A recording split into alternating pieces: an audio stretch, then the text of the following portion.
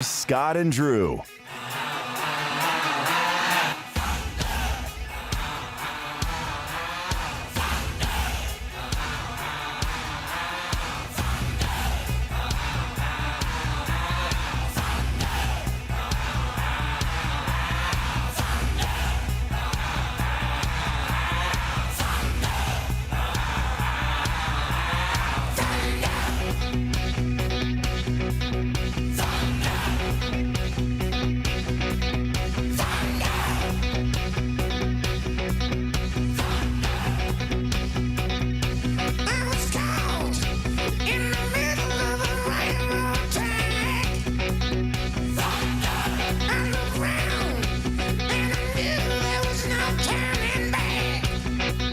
I have loved Auburn.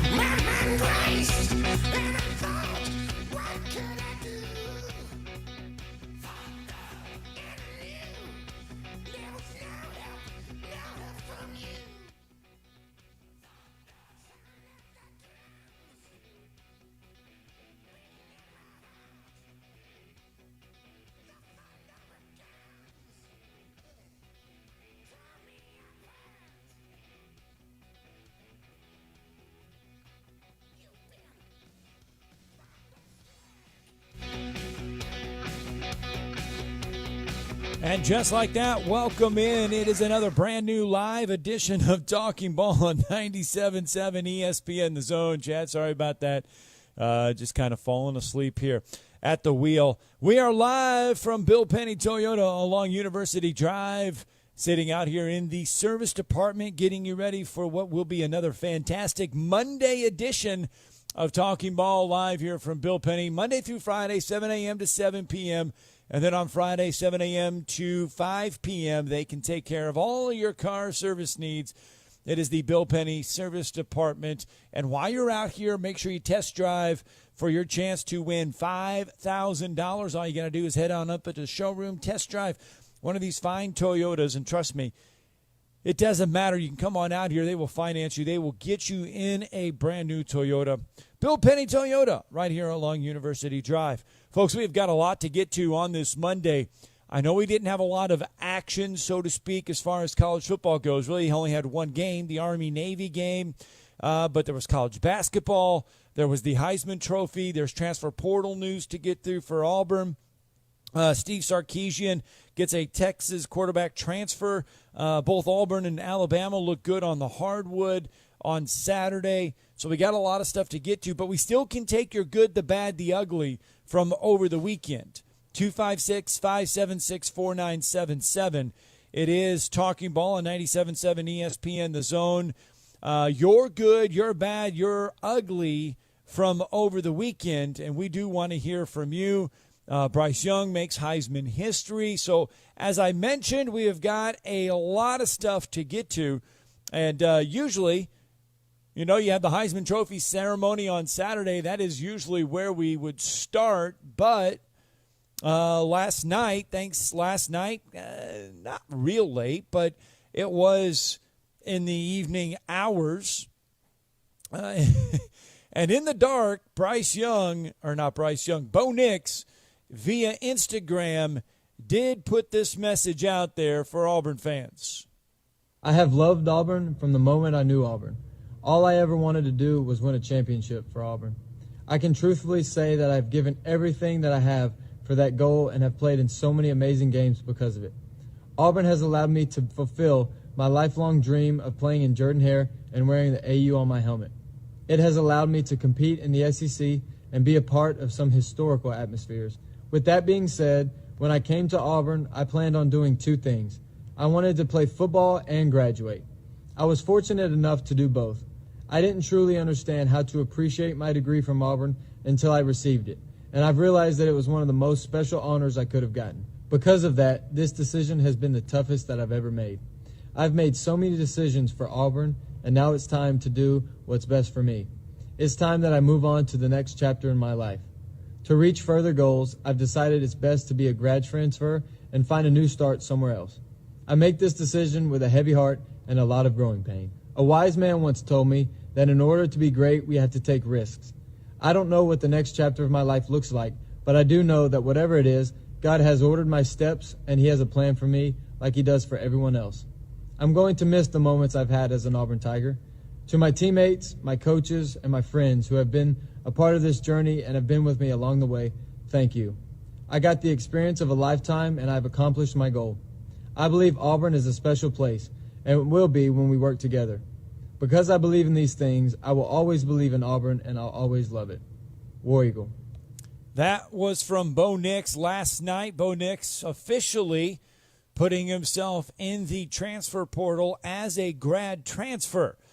Now, the other news that does concern the Auburn football program, it has not been officially made yet, but it is believed, and On3 Sports, Justin Hokanson did put this out there yesterday after the Bo Nix announcement that running back Tank Bigsby is expected to put his name in the transfer portal. Now, no official word has come out yet that Tank Bigsby is in the transfer portal, but it is expected that Bigsby will join Bo Nix in the transfer portal. So next year, the Auburn offense expected to look completely different. No Bo Nix at quarterback, and we expect no Tank Bigsby at running back. The Birmingham Bowl coming up later this month for the Auburn Tigers. And Bo Nix was not expected to play in that game anyway with the foot injury. And we thought we would have seen Tank Bigsby play in that game. But probably by later this afternoon, that news will be out there officially that Tank Bigsby will be in the transfer portal. It's not out there yet. But as we said, Justin Hokanson saying that Tank Bigsby expected to be in the transfer portal, and I would assume very soon. Well, if anybody's followed this process at all, with the way Auburn finished their season and when Bo Nix was so cryptic about his future, there's no question that this shouldn't surprise anybody. When Bo Nix said he was trying to decide what to do and he had not announced it within the last few days of the end of the regular season of the Iron Bowl, the longer this was drawn out, the more likely it was Bo Nix was leaving Auburn. Right. And then Tank Bigsby, that was being speculated about before Bo Nix. During the season, Tank was frustrated, I think. I don't think he liked the fact that in certain games he wasn't given the football in big moments. Penn State, with the bizarre call, on the fourth down, they decided to go with a low percentage fade in the end zone.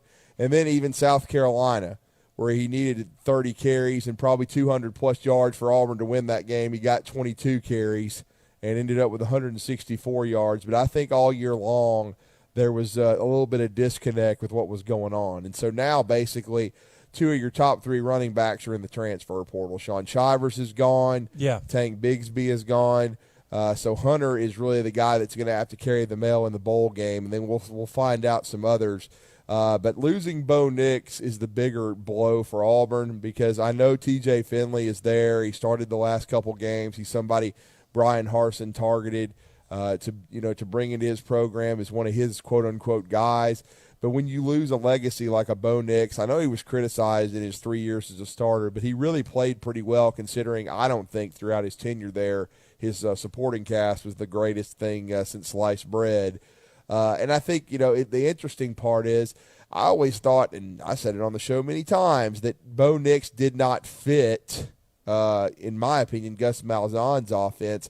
And yet Brandon Marcello tweeted out that he feels like two of the landing spots potentially for Bo Nix would be Central Florida, where Gus Malzahn is, right, or Luke Fickell's Cincinnati Bearcats, who will be in the market with Dennis Ritter moving on for a starting quarterback. So I think Cincinnati would be the better fit now that it looks exponentially like Luke Fickell's going to stay there because I think Cincinnati's got a stronger program right now for Bo Nix. But, again, losing somebody like that, there's no other way to spin it. It's just not good. And right now Auburn loses what would have been their two biggest returnees on offense, Bo Nix, who would have had 3 years' experience as a starter in the Southeastern Conference, And then Tank Bigsby, who he didn't have the year we anticipated, Scott. I mean, we were in Hoover. I picked him first team All SEC. I thought he would be the best back in the league. Right. The offensive line wasn't the greatest. And then I just was surprised at times Tank didn't get 25-plus carries a game. I know Jartavius Hunter is a good player, but and at times complimented him well, but they didn't use Sean Shivers like I thought they would either. So he was hurt. Shivers went through a stretch there where he was hurt and unavailable for a few games, which kind of hurt him. And then when Hunter started producing, I mean, those were the two guys. So, I mean, it's interesting because Hunter is a quote-unquote Harsin guy because they recruited him. It's so funny how that kind of works out. And now, Auburn is really going to be behind the 8 ball. I'm going to be fascinated to see if they look into the portal for a quarterback because they do have a young man who just won a state championships in Georgia that they signed that they're really high on. And then I know that they've got T.J. Finley coming back, Grant Loy, Demetrius Davis, the kid they redshirted from North Shore High School in Houston. But none of those guys have experience, and Finley's is limited. Right. So are they going to try to go into the portal now and get another quarterback? Are they going to be in the running back market? And where does Tank Bigsby go? Because there's been a lot of rumors about Georgia. Now that Mario Cristobal's at Miami would need a running back, you would think. Certainly Florida State. And he's from Callaway, Georgia. So it's going to be interesting, if where Tank, winds up. Because I think, no disrespect to Bo Nix, who's a good player. Right. I think Tank Bigsby would be one of the more sought after, running backs in college football. Tank Bigsby also has more years left. Bo Nix has just one. Well, exactly. In effect, and I will say this: Bo Nix did get his degree. Yeah, over the he's weekend. a grad He transfer. is a grad transfer. Right. So he did get his degree, and I've said all along, I don't care who it is, as long as you get that degree. Mm-hmm. If you want to go even play without your this final new rule, year, he would have been able to. He would have been able to move on anyway. Right. Would be Bo Nix. So he's taking advantage of that extra year of being a grad transfer. Mm-hmm. Tank Bigsby's someone that you look at, and when he does enter the transfer portal officially, that you get 2 years with him. Maybe. So, now, if he has a huge junior year, I'm pointing this out like a Jameson Williams. Okay. Because he came to Alabama with 2 years. He had spent 2 years at The Ohio State University. He's not coming back next year. Yeah, being underutilized viciously by their brilliant coaching staff over there with the Sucks.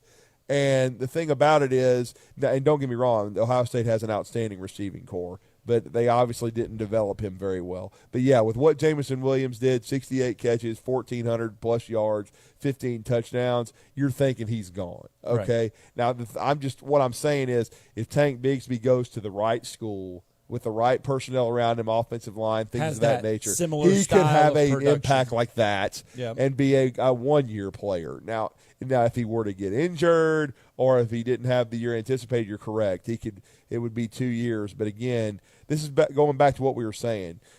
And this is not necessarily a coaching change, even though Auburn did change offensive coordinators. But you're having to re-recruit your roster. And right now, Harsin's lost some guys. And so is this we'll see why what we're happens. seeing Brian Harsin and company look, when we talk recruiting, junior college look player, heavily into the junior college ranks because – look, coaches are aware of things a lot of times beforehand. Yeah. This Bo Nix announcement coming out last night, I guarantee you, probably did not surprise the Auburn coaching staff as much as it did the fans because they probably saw this one coming and were preparing for it. We've seen Brian Harsin recruit a lot from the junior college ranks simply because there was going to be an exodus of players. Well, to a degree, but when you look at where all the guys they're targeting right now I'm just saying for the example of the junior college ranks, they're defensive guys, safeties, corners, defensive linemen. That's kind of what they're looking at right now. Now, what's going to be interesting is I think a lot of the portal transfers, Scott, now a few of them have already happened. Okay, we've seen some kids announce destinations about where they're going, but I think a lot of them are going to wait till after the 15th. And it's going to be kind of like when all these programs sign their guys, Alabama, Auburn, Tennessee, whatever. And then you assess, okay, we filled our needs X, Y, Z. but, what do we have left? What positions are we looking for someone potentially to come in and impact us right away? And it'll almost be like a JUCO situation. Okay, we need a quarterback, right, or we need a running back, or we need a wide receiver, and they may go ahead and just address those needs after that. So now we've already seen guys visiting like Pierce Quick, Marcus Banks, who left Alabama. Those dudes, like I heard Banks had visited Miami. Pierce Quick was visiting Maryland with Coach Loxley. Some of these guys are already visiting places and could potentially make decisions. But a lot of it, I think, is going to be assessing, okay, we may have missed on X player. We may have missed on Y player. Now we got to go get a position filled. And so guys like Tank, even though I will say this for Bo, especially at the quarterback position, because you know how it is, Scott. Right. There's one football. Bo probably already knows where he's going. That's why they planned this announcement. They did this late last night now. This was late breaking news. You know what I'm saying? This is 9 o'clock. And the video, I love the comments on social media. The video actually looked like he was in the transfer portal. Yeah, it was like a black hole. It's just a black hole. Yeah. So it was definitely at night when that was done. Yes. And so – and I think Bo probably they've already worked out where he's going. You said later this afternoon about, officially about Tank, I just think assuming that. But I'm just saying by tonight we may know where Bo's going. True. That's what I was going to say. I mean, it's unfortunate for the Auburn fans, but I will say this in rebuilds, if they're major ones, and of course now they have to be quicker in college football. We talked about that. It used to be a 4 or 5 year plan when you hired a new guy. Now it's more like 2 to 3 years, especially due to the transfer portal. But this is turning into a bigger rebuild with Auburn, it looks like. And so going to be fascinated to see, because in many ways sometimes, and I've seen this happen with coaches, the second year could be tougher than the first. If you inherit some really good players and they go to the NFL, or now they transfer. So now this has made Coach Harson's second year, to me, more difficult, because you don't have your two biggest building blocks offensively, and you don't know who is going to be taking those snaps yet after spring practice going into your second fall. And again, I know you've got Hunter coming back, but running back wise, you don't have Tank Bigsby and then Sean Shivers. Exactly. So I would expect Auburn to sign at least 2 running backs. I would be shocked if they didn't, and they may go into the portal themselves and try to find someone to tote the mail. Well, there's one quarterback spot in college football that has already been taken, and that is Steve Sarkisian did pick up Quinn Ewers, the Ohio State transfer, who initially was going to go to Texas, ends up at Ohio State. Now he's back at Texas. And there was a lot of rumors about him maybe ended up in Lubbock at Texas Tech for a few days. But then you started reading about, potentially more NIL money for someone that's never taken a snap. But anyway, and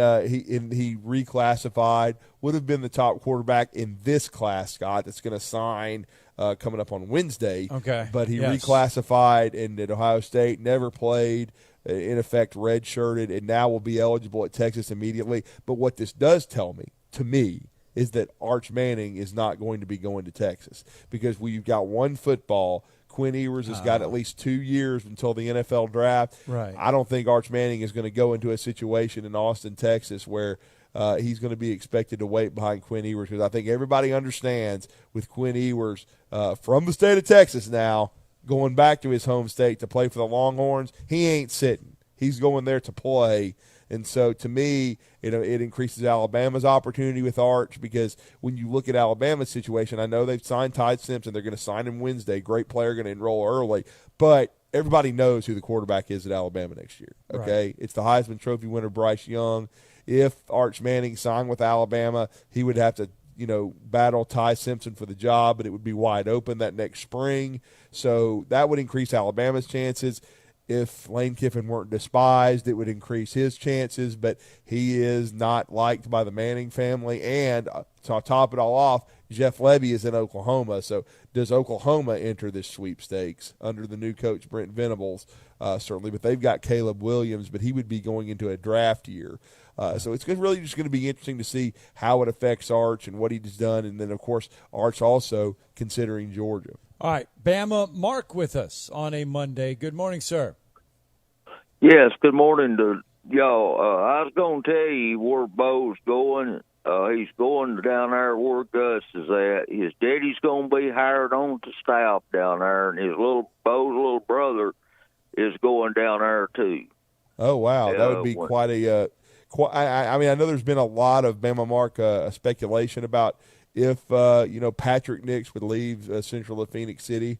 They did reach the finals of 7A this year, and they lost to the Thompson University, as I call them, but Thompson winning their third straight. So he's been out of college football though for a little while. I mean, he was one of the hottest names in college football when he was at Miami. When he was at Miami, and before that, remember, he was at Henderson State as a very young head coach. But you're right. He was offensive coordinator at Miami, and then it seemed as though when his kids were beginning to get to the age where they were going to be in high school, he started pursuing jobs back in the state of Alabama to, coach them as they were coming up. But you're right, Bama Mark. Both his sons now done with the high school experience, and we have not heard where Caleb Nix was going to go, but could land at Central Florida. So they could all end up back with Gus Malzahn, and especially if Patrick is hired on in a role with that university. Well, the source that told me, yes, sir, is sort of related to them. I got you. I understand that.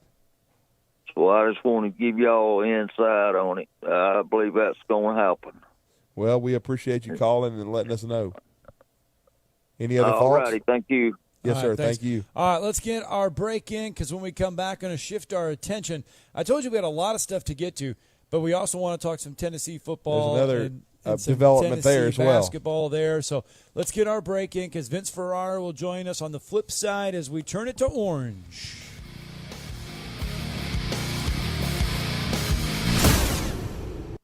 You're listening to Talkin Ball on 97.7 ESPN The Zone. When you needed your mom, she was always there with the Vicks Vapor Rub. She used that soothing scent to calm you. And her mom used it to calm her. And her mom, well, you get the idea. Vicks Vapor Rub's always been there. It always made you feel better. And today, it still does. Bring back those childhood memories with the comfort and care only Vicks Vapor Rub can bring. Vicks Vapor Rub, family tradition for a reason. At Mr. Sparky, we're America's on-time electrician. Flickering lights and hot switches can be annoying, but they can also signal a major problem, or worse, an electrical emergency. So play it safe and leave it to the experts at Mr. Sparky. Trust our team of professional, clean, and friendly electricians. We'll get it done right and get it done safely. You don't have to put up with any malarkey. Call 888-8-SPARKY. Independently owned and operated, licensed in the respective state or county. Ho, ho, ho! Bob Baumhauer here, and Baumhauer's Victory Grill is kicking off the holiday season right. From our always fresh buttermilk fried chicken tenders to our homemade Nana's chicken salad, and of course our world-famous buffalo wings. We've got your holiday meals covered with our legendary party-ready trays. And what's a holiday party without gifts? Now through December 24th, get a $5 bonus card with every $25 in gift cards purchased. Plus, our signature sauces make great stocking stuffers too. Merry Christmas! Organizations using Salesforce know how powerful the platform is and how much time, money, and headaches it saves if it's set up right and you know how to use it. Let's face it, Salesforce is complicated and time-consuming to figure out, and a lot can go wrong now and down the road without expert help. That's why most Salesforce users work with an implementation partner like Higher Echelon, so they get the absolute most out of their Salesforce investment. Higher Echelon is a 5-star Salesforce consulting partner who won Salesforce Military Hiring Partner of the Year. President Dr. Joe Ross is retired Army who played and later coached for the cadets. He puts that experience to good use at Higher Echelon, where they pride themselves on hiring veterans. Look, not all Salesforce partners are the same. Don't put your company at risk by going with an inferior partner. Higher Echelon is the trusted partner you can count on to get you up and running and seeing returns on your Salesforce investment in a fraction of the time it would take if you'd go it alone. Go to higherechelon.com. That's HIGHERECHELON.com to learn more. Go higher and go Army. If you need a car, McCurry Motors is ready to put you in a quality vehicle, and in-house financing is available. If you have a job, McCurry Motors will work with you even if you have a bankruptcy, divorce, or bad credit. Visit McCurrySaysYes.com. Every car comes with a warranty, and they report to the credit bureau. With 2 locations, Highway 72 in Athens, call 256-230-0232, or Max Luther Drive in Huntsville, call 256-713-0575. This is Wes Neighbors talking to Chris Haygood of Bob Wallace Appliance. Chris, what sets you apart from other appliance dealerships? Wes, these appliances are going into the most used room in your house, your kitchen. The way we have these appliances displayed, it's easy for you to visualize how they'll look in your home. Wes, what sets us apart is the people. They're well trained. In fact, they live and breathe these appliances. And if you need service, you'll really appreciate our parts department. Contact Bob Wallace Appliance at 256-533-2121. Are you in the market for a recreational vehicle? Do you want to get out and see more of this beautiful country? Well, imagine hearing the laughter of your little ones enjoying gooey s'mores by a cozy campfire and making lasting memories with your friends and family from the comfort of a new camper. We can make your dreams come true at Hall's RV. With over 15 years in the camping business, we know how to get our customers into the perfect camper. We have several models and floor plans here for you to choose from, both new and used. We're family owned and operated with fantastic deals and great service. Everyone wants to work with people they can trust, so come on down to Hall's RV and get the deal of a lifetime. We'll treat you right and get you on the road in the camper of your dreams. Visit us on Highway 431 in Albertville. Hall's RVs, where we sell fun. Or see us on the web at www.hallsrvsales.com. HPD just rolled up on a wreck on Pulaski Pike near Murphy Hill. That one's going to turn out to be a no injury. Apparently, we have two pedestrians struck by a vehicle. This is on Oscar Patterson between Winchester and Butler Road. They have that stretch of roadway closed now, doing a full investigation on that accident. Got a reunion coming up. You could lose up to 4 sizes in 4 weeks with 2030 Fast Track. 2030huntsville.com for info. Captain Nick in the Jordan Lane Popeye Skywatch Traffic Center. Merry Christmas. Merry Christmas. Merry Christmas to you. And Happy New Year. Happy New Year. From 97.7 ESPN The Zone. Let's party! This is Steve Moulton from The Drive. Join us this afternoon from 5 to 7 with Wes Neighbors and me. Now back to Talkin Ball with Scott Theisen and Drew DeArmond on 97.7 ESPN The Zone. And welcome back to Talkin Ball, 97.7 ESPN The Zone. To be live from Bill Penny Toyota here in the service department. Take to service your vehicle Monday through Friday, 7 a.m. to 7 p.m. and then on Saturday, 7 a.m. to 5 p.m. It is the Bill Penny Toyota service department.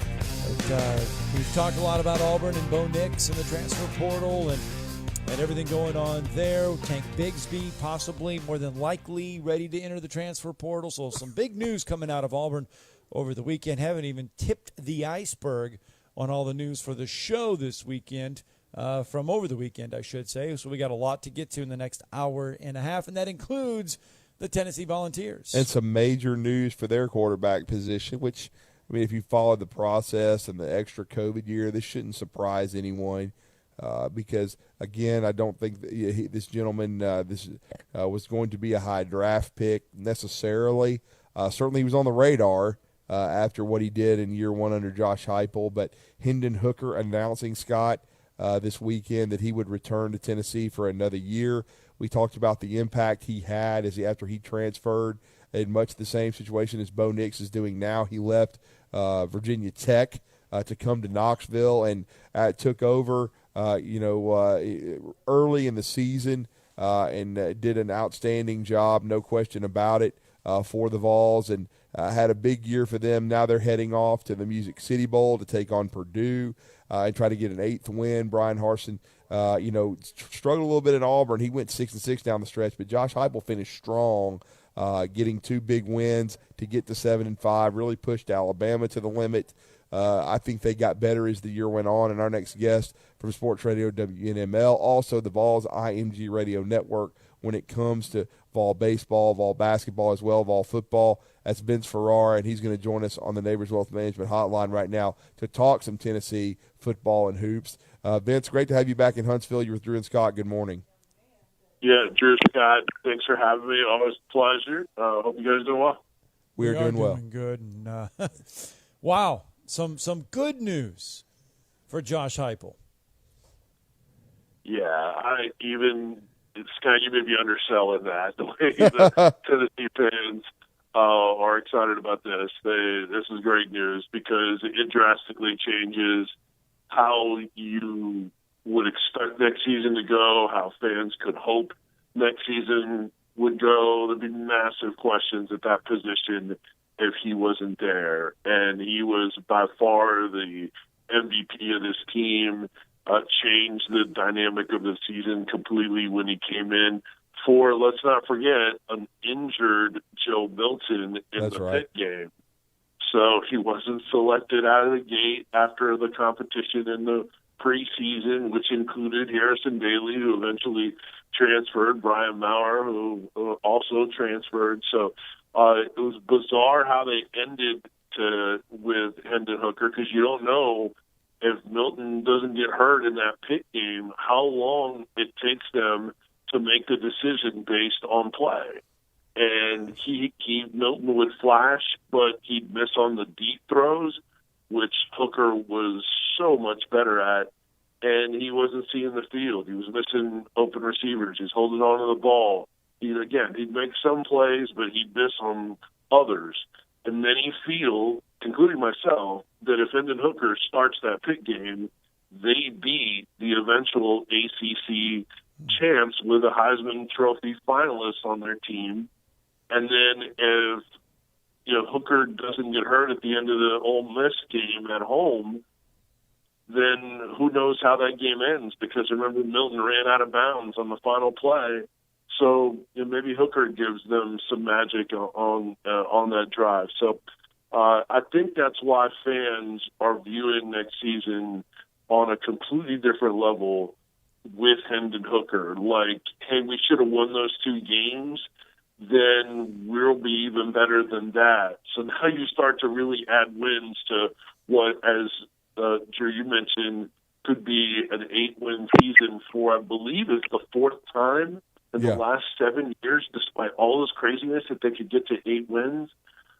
So it was a top 10 season as a quarterback in Tennessee history in a lot of different categories. 26 touchdowns, just 3 interceptions, really efficient running ability. I mean, he was incredible for this team, and it wasn't a shock, but it was much needed and exciting news for the Tennessee fan base. It was, and don't forget the young freshman ended up transferring to Liberty because of his off-the-field issues, Caden Salter. Right. I know there was a lot of expectations for him, but you never saw him really make an impact at Tennessee, but certainly Hendon Hooker did, and that's a major addition for Tennessee. Are we going to see any others perhaps use a COVID year and come back, Vince, any other pieces, or is the Hendon Hooker going to be the major one? Well, the biggest question now is Cade Mays. And Cade Mays is having some fun with people on social media, just little blurbs like, oh, look at all these people that think they know the answer, and everybody seems to think they got the scoop. So I don't know. I kind of read into that. Maybe I should read into it all, but I kind of read into that the assumption is that Mays is going to leave, and maybe he's hinted that he might come back, or maybe he just says, hey, no, I've never talked to any of these people, so nobody knows what I'm going to do. So I kind of would expect him to go, but I also don't think his draft stock is where a lot of people, for a 5-star and probably their best offensive lineman this year, definitely their best offensive lineman this year, I don't know that people are going to have him see him go as high in the draft as you may think. I've talked to scouts about him and Hendon Hooker, and I think there's still things that need to be seen in order for them to climb up draft charts. So you could see him coming back. And that would be another huge addition to get your best offensive lineman back in addition to your top-level quarterback. Other than that, some other guys, it's just a matter of whether they're just ready to be done with the college experience. But I think those are the big ones, just really not a whole lot on everybody else. It's actually been a kind of a quiet off season. You haven't seen anyone hit the transfer portal, which seems to be pretty rare for major colleges these days.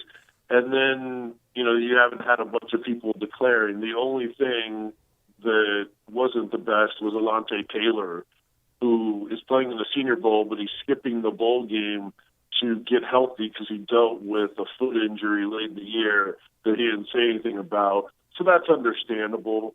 Everybody else, according to Heupel, when I asked him about it, he expects to have pretty close to a full roster.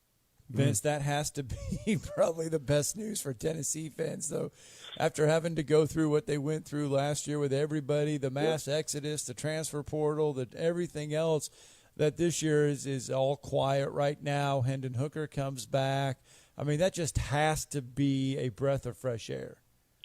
Absolutely. And Scott, on top of that, you kept your head coach. He didn't go to Oklahoma.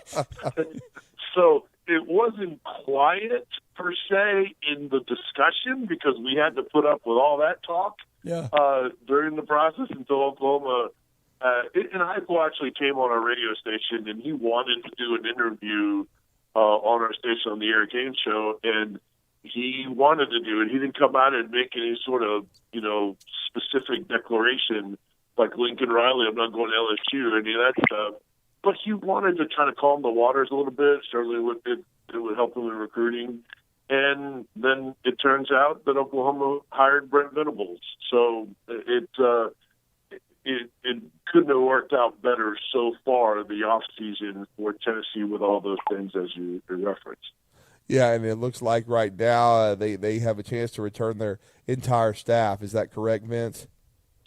There was very little prior to now. There's been very little discussion about their staff. Jerry Mack was an early candidate at Akron and then took his name out. He's the running backs coach.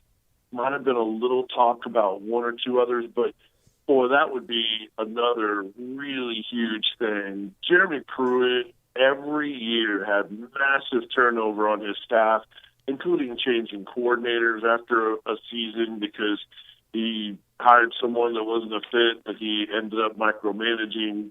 And it was bad.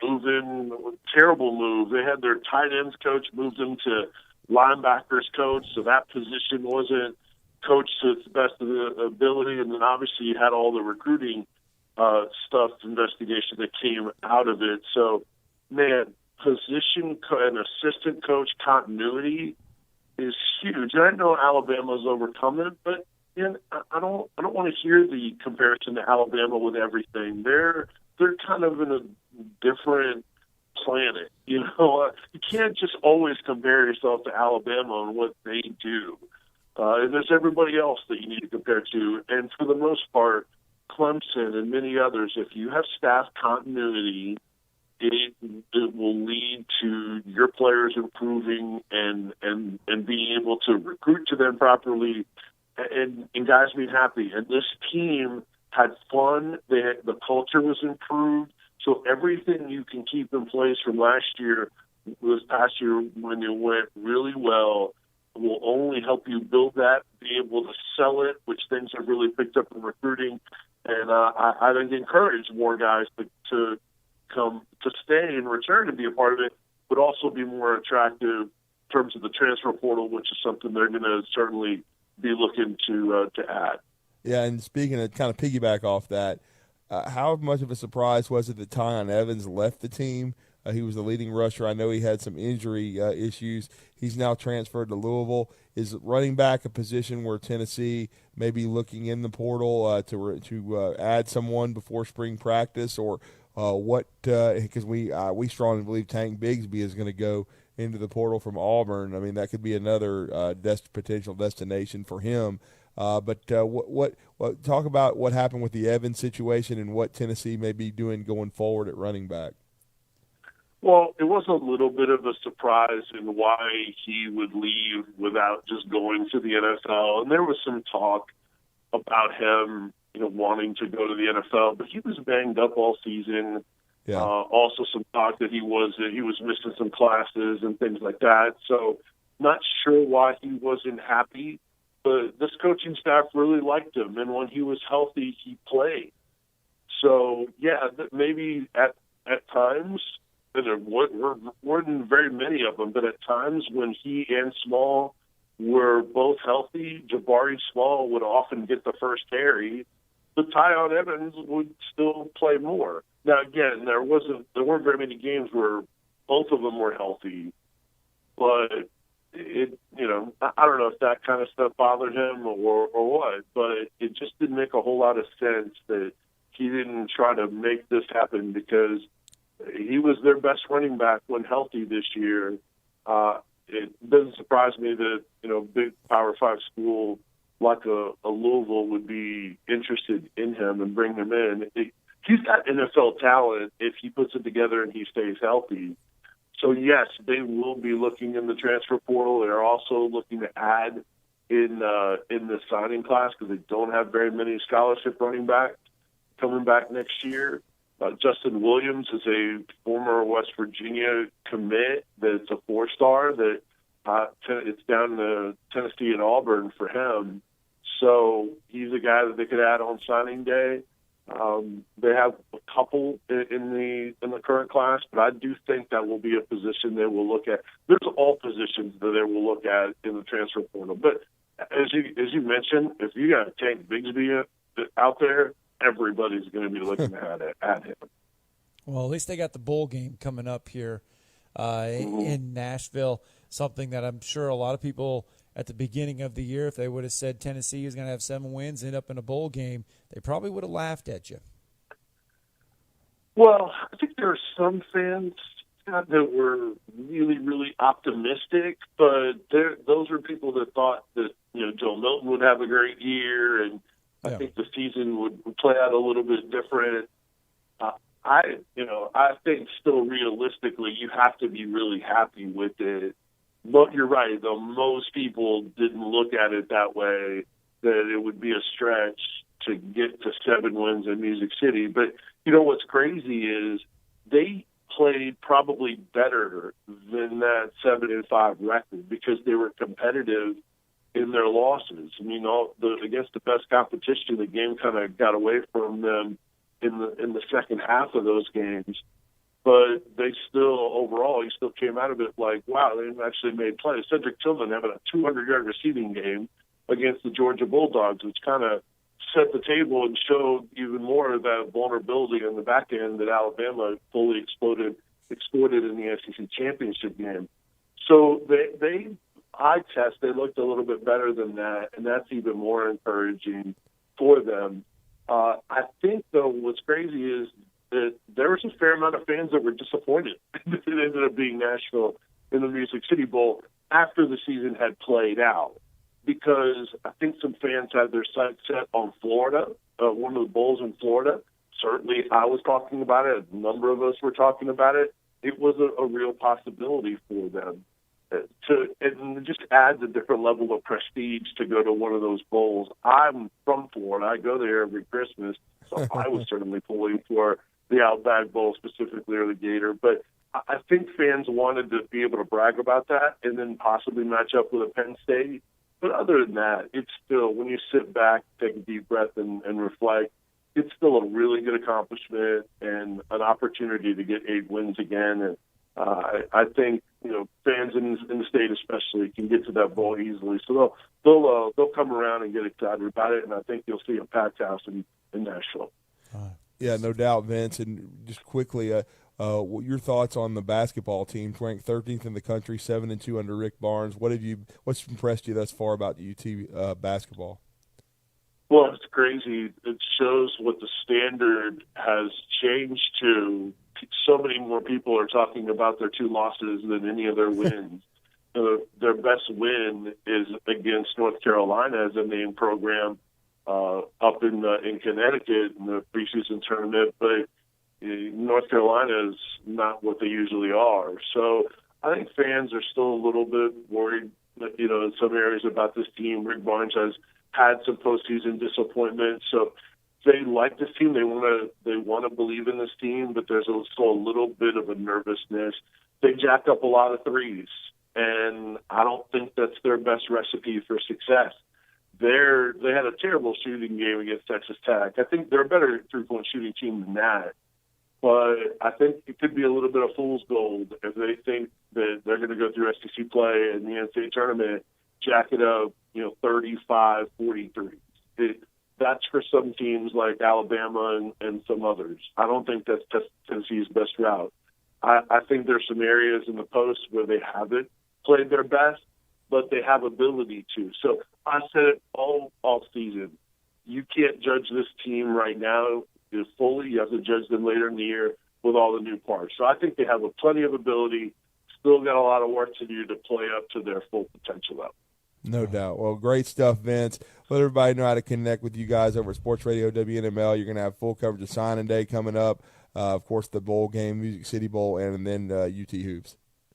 Yeah, appreciate it. Signing day Wednesday, and then I'll be going to Florida for a little bit, and then straight back to Nashville to get to the Music City Bowl, full coverage all week. And there's practices going on right now. Josh Heupel talked to us on Saturday, so you can hear all that and find the video and audio at 991thesportsanimal.com. And you can follow me on Twitter, not only talk about the balls, but SEC, NFL, a whole bunch more, at Vince Sports. Safe travels, man. Merry Christmas to you. Thank you. All right, Merry Christmas, guys. Great to be on with you. Thanks so much. Thanks. Let's get our break in. When we come back, Talking Ball continuing from Bill Penny, Toyota, out here in the service department. You're listening to Talkin' Ball on 97.7 ESPN, The Zone. Roll Tide. Alabama is still Alabama.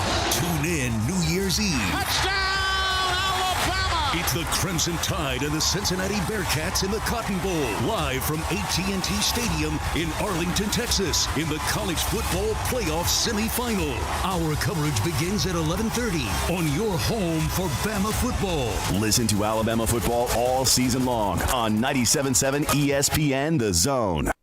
In today's real estate market, you need the right professionals to help make sure your home purchase is smooth and hassle-free. That's where Jacob Title comes in. Stan McDonald and the staff at Jacob Title cater to the realtor and clients who are looking for a top-flight closing experience. Jacob Title uses the latest and best technologies to ensure a safe and secure exchange of funds, and they pride themselves on great communication well before and during the real estate closing process. Jacob Title in Huntsville and Madison, and online at jacobtitle.com. It just works. Picture this. You're at home, doing whatever it is you do. Then, pow! The power goes out. Then what? Well, at my house, life goes on. We have a Generac automatic home standby generator from Current Electrical and Generator Services. For your home security and peace of mind, get a free personal consultation on how a Generac automatic home standby generator can protect you. Current Electrical and Generator Services. Call or visit us on the web at HuntsvilleGenerators.com. You've got the power. I'm attorney Gary Lackey. You know, you'll hear people say we're like a family, but here at the Lackey Law Firm, that's really true, not just a saying. I'm Justin Lackey. With my father and my sister, we have a special connection to each other. I'm Jennifer Lackey. At the Lackey Law Firm, when we take on your case, you become part of our family. You really do. And we'll always do whatever it takes to get everything you deserve. If you're injured, you worry about getting well, not about paperwork or insurance companies or figuring out how to get to your lawyer's office. I'll come to you. We worry about your case so you don't have to. When you've been injured, we know that your case is probably the biggest thing going on in your life. More important than almost anything else. And it's important to us too, for one simple reason. Family takes care of each other, and at the Lackey Law Firm, we'll take care of you. The Lackey Law Firm. The Lackey Law Family. 1-800-4-RIGHTS. No representation is made that the quality of the legal services to be performed is greater than the quality of legal services performed by other lawyers.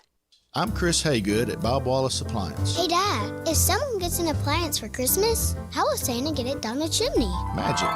Madeline, part of the magic of the season is our chance to get together again. More often than not, those gatherings will be in the kitchen. Look for holiday savings on the best brands you already know and trust, like Whirlpool, KitchenAid, and Maytag. Santa's gonna need some help delivering those. That's what we're here for. Huntsville, Florence, and Coleman. Bob Wallace Appliance. When you call most roofing companies, all you'll hear is, you need a new roof. Not when you call Fleming. At Fleming Roofing and Restoration, we're focused on your needs, whether it's an easy repair or a full roof replacement. Folks around here have trusted Fleming since 1965 for all their residential and commercial roofing needs. And as the area's storm damage experts, Fleming knows all the ins and outs of the insurance claims process. Log on FlemingHSV.com to schedule your free estimate today. Fleming Roofing and Restoration. We show up. Hey folks, this is Arthur Seaton, Managing Partner at University Kia, here letting you know we are proud supporters of Madison Academy football. Stop into the University Kia today and shop our large selection of new Kias, including the all-new Telluride 8-passenger SUV, the stylish new K5, and sporty new Seltos. Visit universitykia.com to view all our great offers and get pre-approved in minutes so you can drive home your new Kia today, because we want to see you in a Kia. Go Mustangs! And a wreck showing on 36 near Herman Bailey in Morgan County. That one's coming in as a no injury. Still may be working Pulaski Pike near Murphy Hill. No injuries there. And pedestrian involved accident on Oscar Patterson between Winchester and Butler. Haven't heard an update on when that stretch of road may be reopened. Snelling has immediate need for a quality tester. Direct hire at $16 to $19 an hour with great benefits, but it requires prior experience. Huntsville.snelling.com. Captain Nick in the Jordan Lane Popeye Skywatch Traffic Center. This segment of Talkin Ball is brought to you by University Kia, the #1 volume Kia dealer in the state of Alabama. Located online at universitykia.com. And welcome back. Talking Ball, 97.7 ESPN, The Zone, live from Bill Penny Toyota out here in the service department. Bring your car in Monday through Friday, 7 a.m. to 7 p.m. And then on Saturday, 7 a.m. to 5 p.m., you can give them a call, 256-837-1111. That is the number here to the Bill Penny Toyota Service Department. While you're out here, mosey on up to the showroom. Take a look at all the brand new Toyotas. Register for your chance to win $5,000 in the Toyota. It is home of the $5,000 test drive. Just ask a salesperson for details here at Bill Penny Toyota. All right, so we had the two. That was really the biggest thing coming out last night was the Bo Nix transfer portal news and everything else that's going on at Auburn over the weekend.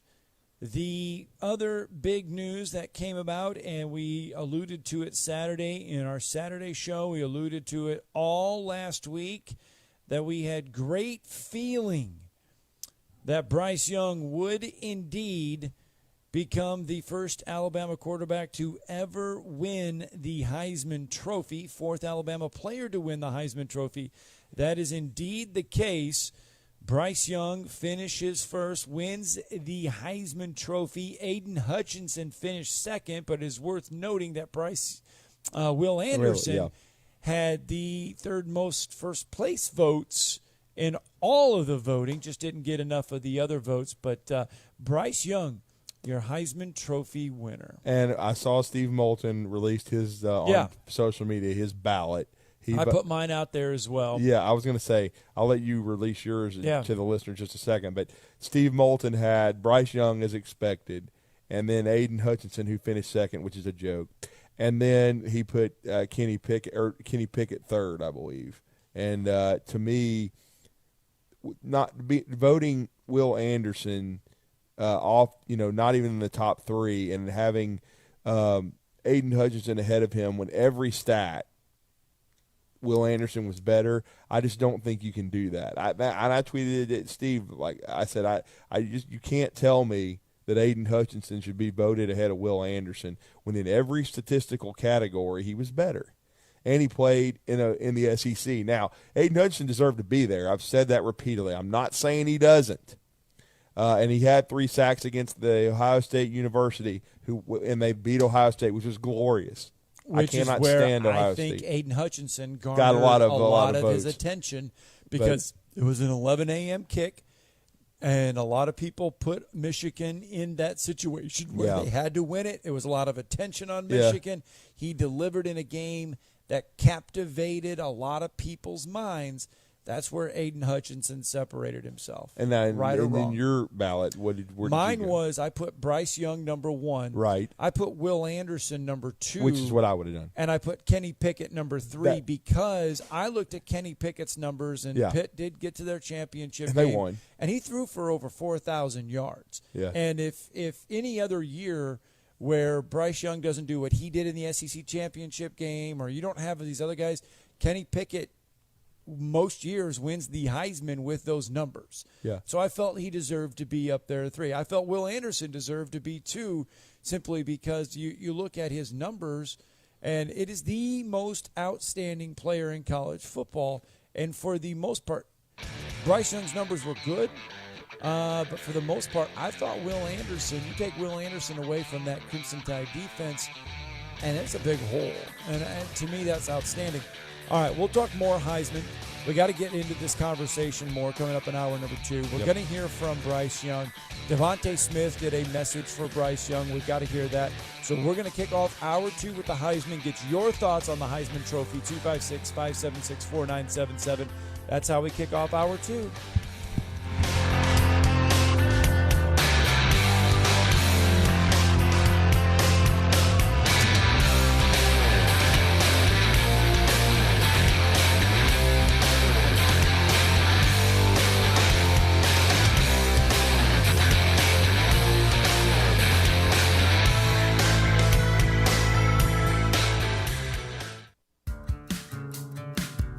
Hi folks, Bobby White back again for Woody Anderson Ford.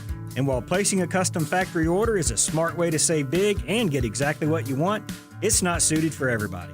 Right now, during our year-end sales event, choose from the best selection we've had in months of 2021 F-150, Explorer, and Edge. These Fords are on the ground and ready for your driveway.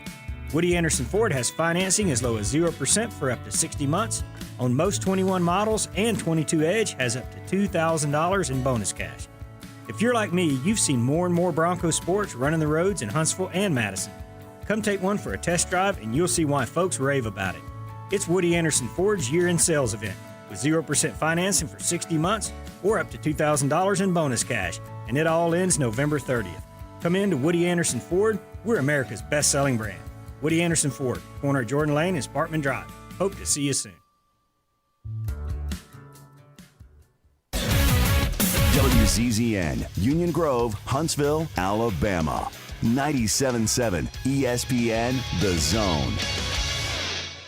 Looks like they've cleared the wrecks in Morgan County, 36 in Herman Bailey and Pulaski Pike near Murphy Hill. Still may have activity, though. They had Oscar Patterson closed between Winchester and Butler. Had a pedestrian hit by a vehicle. Had reports there may have been 2 pedestrians hit by a vehicle there. They've been doing a complete investigation on that scene. The Somnodent from Dr. Sandman's insurance accepted for sleep apnea and for snoring. It's an easy-to-use oral device with no mask and no hose. 350-CARE or RandallSandlin.com. Captain Nick in the North Parkway, Popeye Skywatch Traffic Center. From the Fox 54 Weather Center, I'm meteorologist Emily Owen. For this Monday, expect plenty of sunshine, high temperatures topping out near 60 degrees for the afternoon, and it looks like we'll be remaining dry for your Monday night. Expect a mostly clear sky, low temperatures falling into the upper 30s for the overnight. I'm meteorologist Emily Owen on your home for ESPN Radio 97.7 ESPN, The Zone. This is Brent Musburger's VSiN Action Update on 97.7 ESPN, The Zone. Heads up, sports bettors. Right now you can try VSiN All Access free for 30 days with no credit card required. Visit vsin.com/free month to sign up now. Monday Night Football, the Cardinals will try to sweep the Rams for the regular season tonight in Glendale. The Cardinals were the first team to beat the Rams in Week 4, 37-20. The Cardinals a 2.5-point favorite, the over-under 52.5. Alabama quarterback Bryce Young won the Heisman Trophy Saturday. His team the favorite to win the college football playoff national championship. The Crimson Tide 135, the plus 120 favorite. Georgia, the team Bama beat in the SEC title game at plus 145. Big Ten champion Michigan plus 600 and undefeated Cincinnati plus 1100. NBA tonight, the Hawks at 13-13 on the season, hosting the Rockets. Houston, after starting the season 1-16, now 8-18. Atlanta, an 11.5-point favorite at home. The over/under 226.5. I'm Trey Westerberg, 97.7 ESPN, The Zone. Log on today, 977ESPN.com.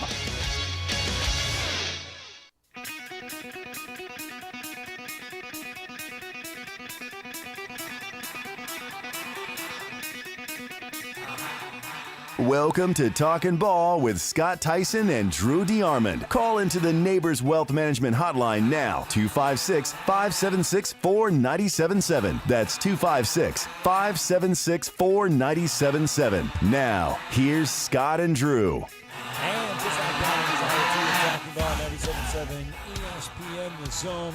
We left off hour one by talking Heisman Trophy. That we mentioned Bryce Young becomes the first Alabama quarterback, fourth Alabama player to win it. Here is Young after the Heisman.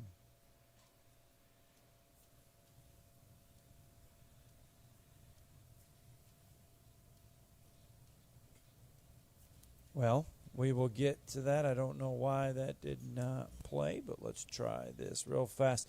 It was a good day for Alabama. It was, and I want to have a slight correction with our good friend Steve Moulton. He actually did vote Will Anderson third, so you had Kenny Pickett third. He had Will Anderson third. He did put him on his ballot, so I commend Steve for that. My apologies there. Still don't think he should be below Aiden Hutchinson, but again, Steve Moulton with two defensive players in his top three. Bryce Young, number one, as most had, and then Aiden Hutchinson from Michigan, outstanding defensive end, and then Will Anderson, the outside linebacker, Jack Backer from Alabama, being third. And again, as Scott said, close to the same deal. Scott with Will Anderson second, Kenny Pickett third, but voting Bryce Young number one. And again, it is a monumental moment for Alabama from the standpoint of its 4 Heisman Trophy winners since 2009. It's also the first quarterback in Alabama football history to win the Heisman Trophy. So no question about that, and I think it was well deserved. It certainly would have been on my ballot if I had to. Vote for the Heisman. I would have voted Bryce, Will Anderson, and then Kenny Pickett. So I see where you're coming from Pickett's impact, because Pat Narduzzi and Pitt were not picked to win the ACC. They weren't picked to go to a Big Six bowl. He threw for very similar numbers, 7 interceptions, but I think 40-plus touchdowns, 4,300 yards in his own right. Very similar numbers to Bryce Young. In a weaker league, but still great numbers for Pickett. So I can understand Pickett being on there. I just don't really understand Aiden Hutchinson ahead of Will Anderson on any ballot, though, and we discussed that at the end of hour number one. It's just not that big of a gap, though, either. Aiden Hutchinson 2, Will Anderson 5. Yeah, in the voting. And Will had 31 first-place votes, so there was a lot of people that even voted him to win the Heisman Trophy. I think he had the second most first-place votes to Bryce Young. I think it was Was it third? I think it was the third most first-place votes. Yeah. I don't. Okay. Let's see if this right here. Here's Bryce Young. So after winning the Heisman Trophy, you're only a sophomore. How great can Bryce Young become? That's kind of up for me and my future to decide. For me, it's about, really working day in and day out to push yourself. I'm not really somebody who looks into the future and sets these specific landmarks. I believe in God and trust His process. I believe if I work as hard as I can and do all things and follow His path, He'll take me on the route that He wants to take me. So, I don't believe that's a question for me to answer. I just trust God and His plan, and I want to do all I can to fulfill that. That is Bryce Young after winning the Heisman. Let's go out to the Neighbors Wealth Management Hotline. Shane Sean with us this morning. Good morning, Shane Sean. Morning, Shane Sean. Hey, good morning, guys. Hey, morning. I know that, it's puzzling you, but, man, the Bama fatigue is really, really setting in on some people. As far as Alabama had 2 people in the Heisman last year, Mac Jones. Actually, we had, I can't remember. Did we have 2 or 3? Well, 2 went to New York, or they didn't have it in New York. If they would have gone to New York, certainly Mac Jones finishing third, Devontae Smith finishing first. Yeah. I couldn't remember whether or not Right. he was in the top 4 or not, but I mean, I think it's the Bama fatigue really setting in, and with a combination of the fact that you, like y'all stated, that Michigan-Ohio State game was an 11 o'clock game where everybody in the world was watching. But, I mean, it's not about one game, though. The Heisman is not about one game. No, you're absolutely right, but some voters, I'm not saying all, some voters when it comes to the Heisman start paying attention towards the end of the year. You take a look at this Michigan-Ohio State game, and really Bryce Young's numbers were good, but Bryce Young didn't really dominate every single game.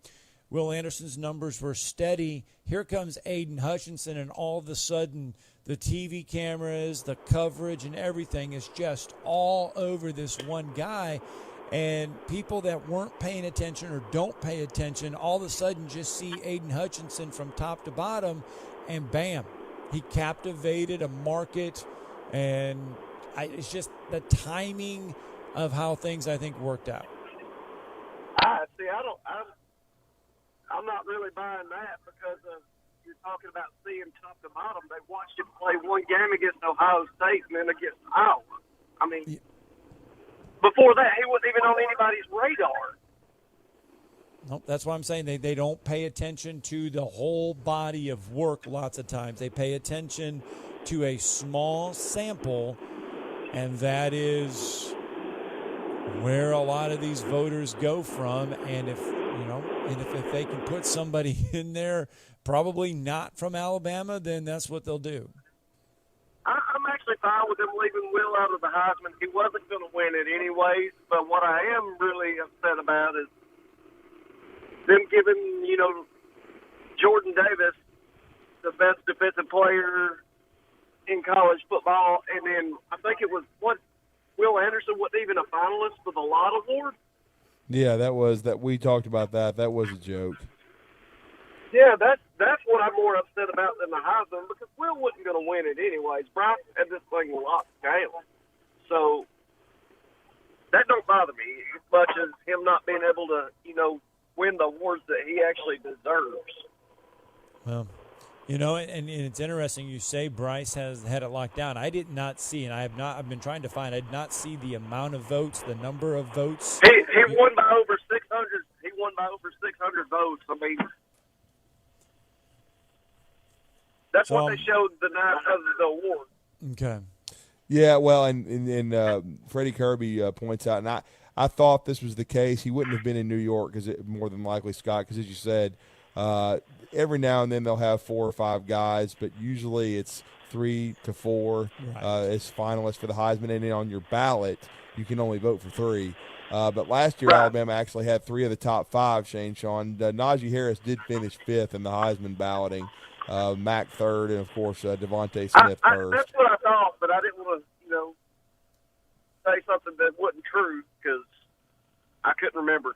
But what about Alabama basketball, Drew? Yeah, it was huge. It was a huge win. I mean, they are fired up. Well, they are, and that was a really good win over a really tough Houston team. I knew it was going to be a tough game because they're more physical than Gonzaga, and I'm not disrespecting Gonzaga. Gonzaga has exceptionally high skill offensively and a lot of future NBA players, but it's about style. And Houston is a punch you in the face, and I don't mean literally. I just mean with their physicality, how they bang you on the glass. They dominated Alabama on the offensive glass, and that's really how they stayed in the game. I did feel like Alabama was in good position, though, because if you look at Houston's numbers, they hold teams to like 53 points a game defensively. Alabama was up 44-41 at half. The game was being played in the 80s to 90s, which is Alabama's pace. I was a little bit surprised that Houston kept up, but I think it was because of the offensive glass. But Alabama made more free throws. They shot the 3 better, certainly. Now, they kept Houston in it in the first half with too many turnovers, but they cut their turnovers down to 3 in the second half.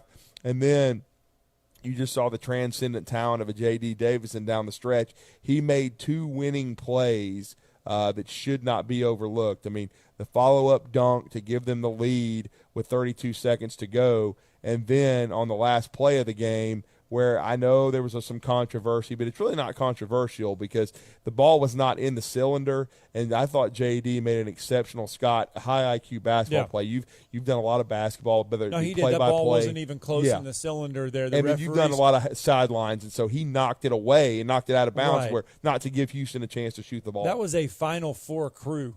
I mean, a Final Four-esque type of game, a NCAA tournament game. Right. And the crew that called that game, that was the right call. That was a Final Four crew. They let it go. They did exactly what they were supposed to do. There was no goaltending call there. Yeah, it was just a tough, high-level basketball game, 83-82. Alabama gets the win. Another really nice game from Jaden Shackelford. And I want to mention him, too. I thought down the stretch he was big with his on-ball defense. Shane Sean, he defended at a much higher level. He got his hand on the basketball to knock it away, to force that bad three where Alabama ends up J.D. knocking the ball away. I thought that certainly, Javon Quinterly played really well at the point guard spot.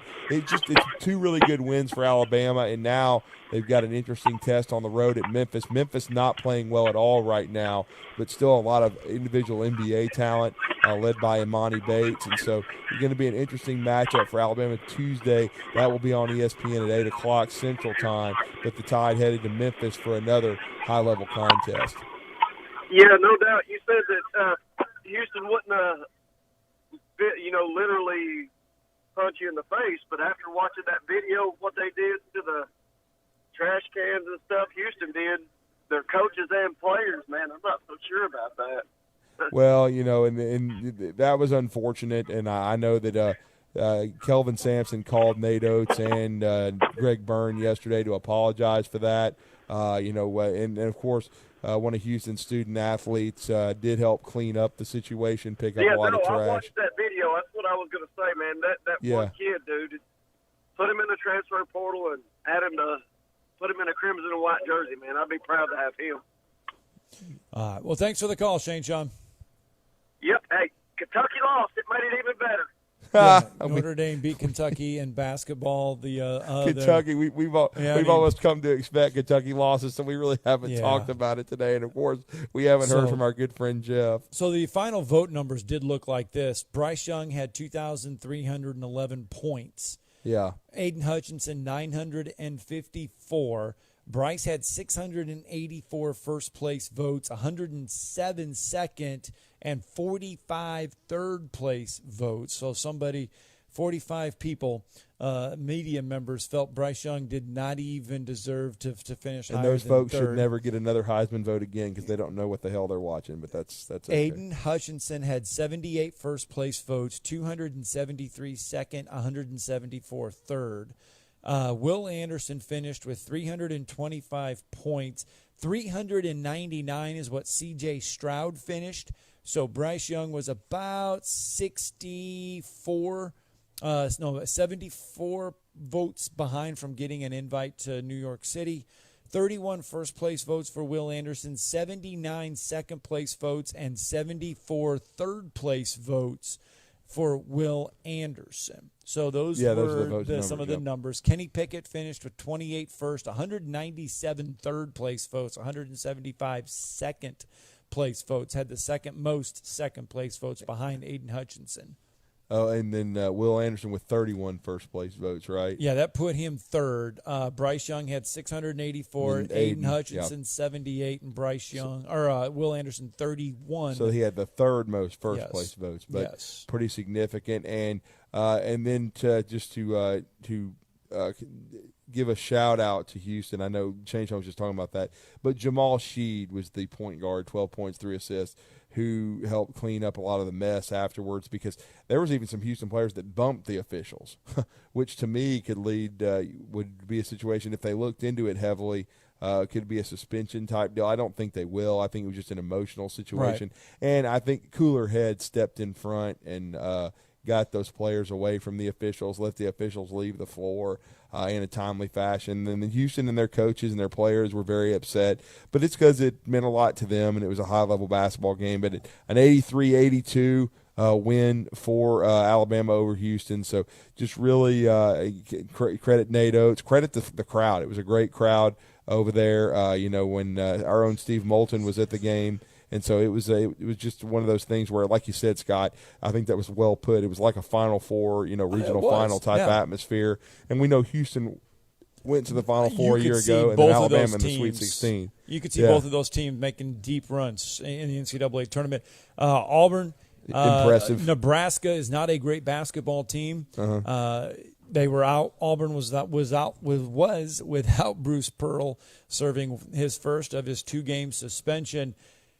They made quick work of Nebraska in Atlanta on Saturday. A bad basketball team, and they made quick work of it. Impressive work by Auburn on the basketball court. And you could say right now that the state of Alabama, Kentucky lost to Notre Dame. Kentucky is looking a little rough right now out of the gates, a little rough around the edges.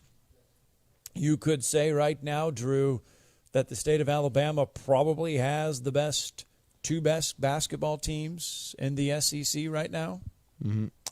I mean, I wouldn't disagree with that. I think Alabama and Auburn are both playing at a very high level.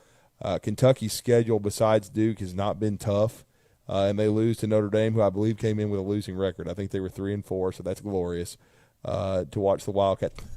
Gag, and lose another game. So, and I still think Kentucky's going to be a good team. But again, I don't ever mind the Big Blue Nation losing in basketball because they don't do it very often. But again, I think Alabama's playing at a high level. They've got another opportunity against Memphis. Auburn playing well. Jabari Smith has been the real deal, has been the impact guy everybody anticipated, and they're about to get Alan Flanagan back, which is going to be should be a boon for them. He's one of their best, maybe their best all-around player. So they're only going to get better. So, yes, I wouldn't discount that. I think Tennessee's good. We talked to Vince Ferrara about them. They're 7-2.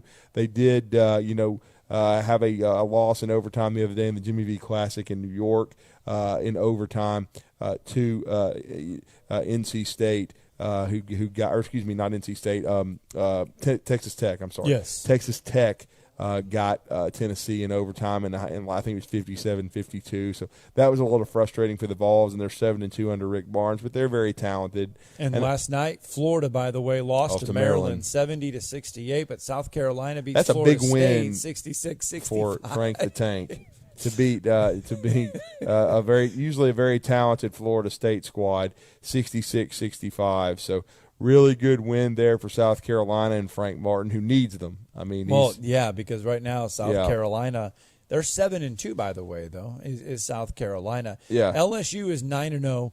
Arkansas 9-1. Alabama, Auburn, brought to you by 8-1. Western Union with LSU there, of course. Kentucky 7-2. South Carolina, Tennessee, Texas A&M all 7-2. Florida 7-3, but two of those losses, one of them is to a bad Texas Southern team. Justin Hopkins, yeah. Mississippi State 6-3, Ole Miss 6-3, Missouri's 5-5. They took one on the chin against Kansas, as you mentioned. Vanderbilt 5-4, and Georgia's 4-5. So that's your rundown of your SEC basketball. And yet Georgia standings. and Ole Miss both aren't playing that well, and they beat Memphis. But Alabama Penny Hardaway cannot coach a lick. He is. No. I mean, now Alabama still has to be ready because that roster's talented at Memphis, and they're going to be motivated probably to try to make a statement at home. And there's going to be NBA scouts all over the place because they're going to be watching Alabama's guys. They're going to be watching them two cats from Memphis. So, but no, Penny Hardaway, I've said it ad nauseum for years. He's an AAU coach. That's basically what he is, AAU/NBA, which means not a lot of coaching. It's more ego management. He had a lot of success in AAU and in the high school ranks, I believe at Memphis East, but this ain't high school. This ain't AAU. And even with the great Larry Brown on their bench, Memphis has looked awful. And so it's going to be interesting to see how that game goes with Alabama. Alabama with an opportunity to go on the road and get a nice win. Now, this matchup has lost some of its luster because of Memphis's struggles in the last couple weeks. And, again, losing to Georgia and Ole Miss. But Alabama still has to be ready to play because they'll get Memphis's best shot. All right, 256-576-4977. If you want to get in on the show this morning, just a couple more minutes here before we take our break and we break down some Alabama Heisman, some Alabama basketball in greater numbers, 256-576-4977. If you want to get in, don't forget, coming up tonight, we will have UAH basketball back on our airwaves and on our app. The UAH women will tip off this evening as they take on West Georgia. That'll be on Zone 2, and you can watch and listen to that one via the UAH YouTube page, but you can also listen to it right here on 97.7 ESPN The Zone. That one will get underway at 5:30, and then coming up on 97.7 ESPN The Zone after that one, the UAH Chargers will take on West Georgia.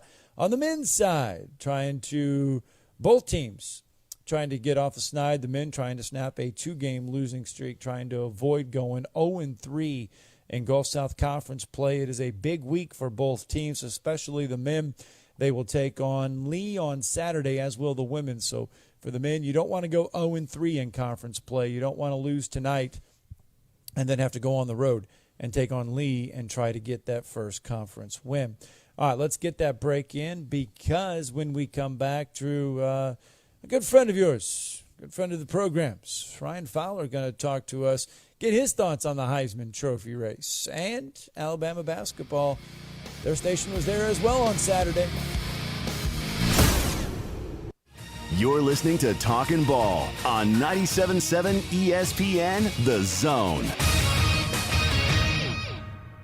Looks like they've cleared the wrecks in Morgan County, 36 in Herman Bailey and Pulaski Pike near Murphy Hill. Still may have activity, though. They had Oscar Patterson closed between Winchester and Butler, had a pedestrian hit by a vehicle. Had reports there may have been 2 pedestrians hit by a vehicle there. They've been doing a complete investigation on that scene. The Somnodent from Dr. Sandman's, insurance accepted for sleep apnea and for snoring. It's an easy-to-use oral device with no mask and no hose. 350-CARE or RandallSandlin.com. Captain Nick in the North Parkway, Popeye Skywatch Traffic Center. This is Wes Neighbors talking to Chris Haygood of Bob Wallace Appliance. Chris, what sets you apart from other appliance dealerships? Wes, these appliances are going into the most used room in your house, your kitchen. The way we have these appliances displayed, it's easy for you to visualize how they'll look in your home. Wes, what sets us apart is the people. They're well trained. In fact, they live and breathe these appliances. And if you need service, you'll really appreciate our parts department. Contact Bob Wallace Appliance at 256-533-2121.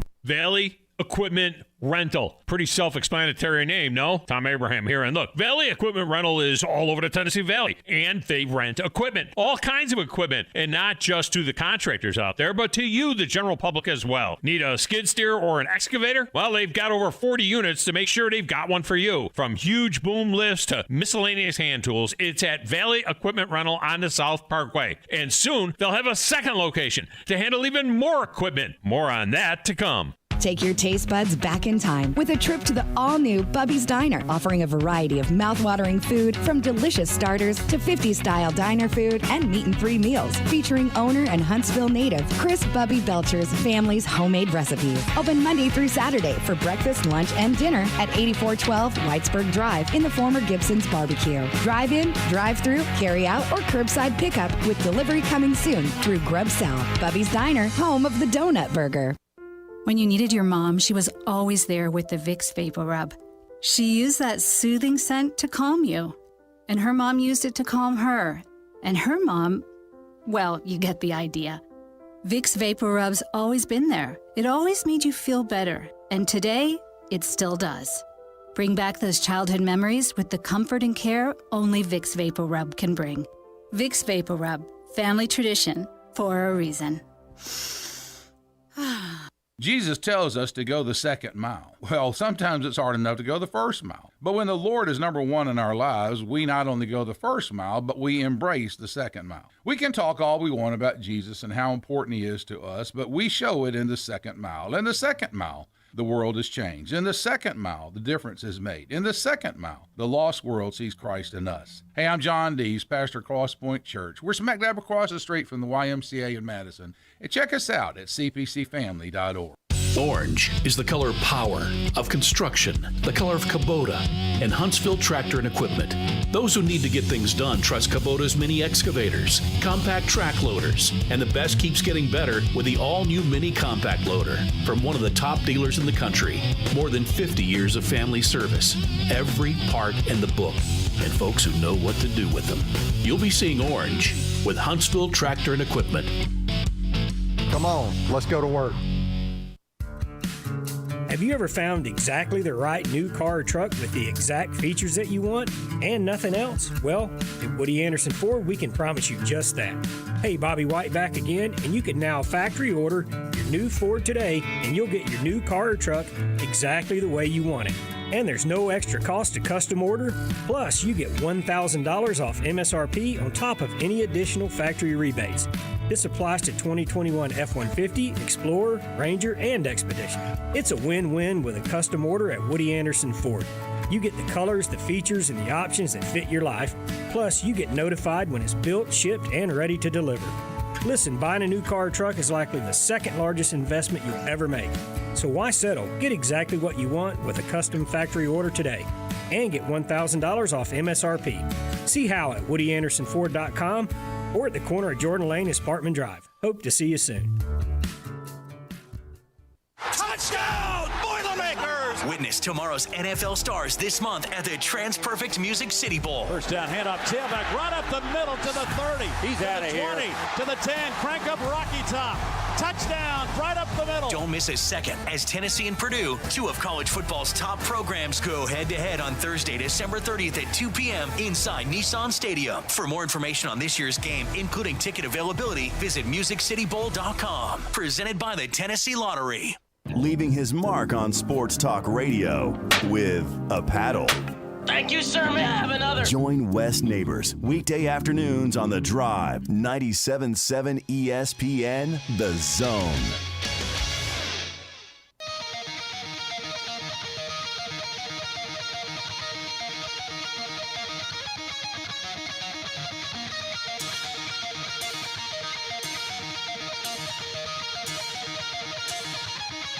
Just like that, welcome back to Talkin Ball live from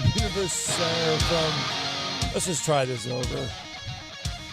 Welcome back to Talkin Ball on 97.7 ESPN, The Zone, live from Bill Petty. Tell you that if you mess it up that bad, you just say forget it. You start it over because you can't bail yourself out of that one. Well, we have a lot of just great sponsors. That's all we'll say. Yeah, and we've had a lot of stuff to get through. Really, a lot of stuff to get through in the show this morning. So always have fun. That's what my next guest always told me.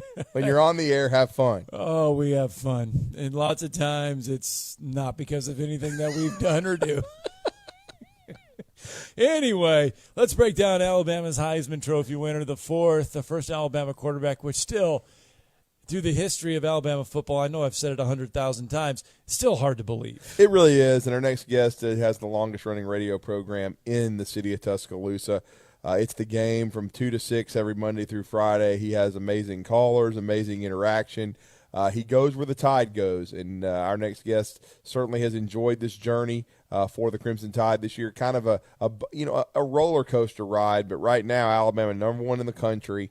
The #1, seed in the college football playoff, the favorite to win Nick Saban's 8th national championship, a 4th Heisman Trophy winner now, the first quarterback in the storied history of the University of Alabama. That's Bryce Young, and we're going to break all that down with our next guest. Maybe we can talk a little basketball with Ryan Fowler. Ryan, welcome back to Huntsville. I know you're a native North Alabamian, but you're with Drew and Scott. Good morning. How are you?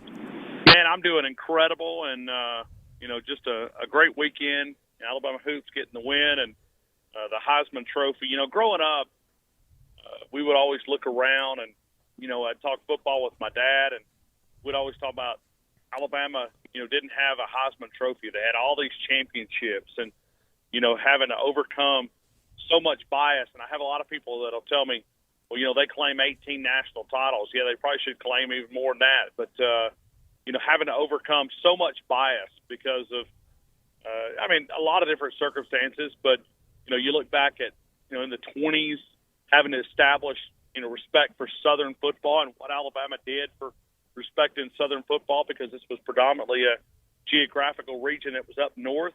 And then, you look at Alabama able to win another Heisman Trophy and Nick Saban. And, sometimes you almost have to pinch yourself to make sure that this is not a dream. And I'm not sure if anybody else does that, but, just the success. If you've had a chance to read some of the book that Brad Edwards put out, yes, defining the dynasty by the numbers, and you look at this decade-plus run of what Nick Saban's been able to do, guys, it's just, Saturday night's just another chapter to that book. It's you just sit there and it's like, is this a fiction story? Is this really happening? But just an amazing accomplishment when you look at Bryce Young. And I debated this on Friday. Derrick Henry's 395 carry, 2015, Mark Ingram 2009, Devontae Smith what he did last year. Which one is a more impressive Heisman campaign? I don't want to take away from any of the Heisman campaigns, but look at what Bryce had to. Someone put it up on my Facebook post that, he did it running for his life. I wouldn't disagree with that. He won the Heisman Trophy running from his, for his life. Pretty crazy when you look at it. Yeah, I think this year is probably the most impressive because the supporting cast around him was good. It wasn't as excellent as what Mac Jones had the benefit. Now, still, Mac Jones still had to complete everything, but still, the supporting cast was phenomenal around him. This Alabama team was a work in progress, and it still is a work in progress, and I think that's why this year was more impressive. Well, and I know you've been able to have him as a guest on your show on The Game, Ryan, but you've talked to Bruce Rollinson at Mater Dei High School. He went on your show and basically said Bryce was the best they've ever had. And when you look at the offensive lines that in 2009 Mark Ingram had, what Derrick Henry had, and then last year with what Scott's referring to with Mac Jones and Devontae Smith and Najee Harris, all three of them in the top five of the Heisman, Devontae winning it. What Bryce Young had to navigate this year, I know they played their best game against Kirby Freeze, Smart, in the SEC championship game, but still the magic of Bryce Young and Will Anderson, that's why I've said on the show today, I know you're a Heisman Trophy voter, Ryan, and you can go on the record if you'd like with your ballot. You don't have to, but I would have voted Bryce and Will Anderson 1-2 this year. Well, I didn't vote them 1 and 2. I did put. I don't mind, putting my ballot out there. Bryce Young at number 1. I voted Kenny Pickett number 2 and Will Anderson number 3. I went back and I started looking, guys. I originally wrote down Matt Corral. And oh wow, yeah. At that number 2 spot, I started looking and guys, what they were able to do. It's historic. But then when you start comparing numbers with what Kenny Pickett did to Matt Corral, there is a statistical difference. A pretty big one. And I'm going, okay, I know he plays in the SEC, but can I justify this? Can I, and that's something I try to always do is just remove complete bias and just look at the stats. Bryce Young, it was easy.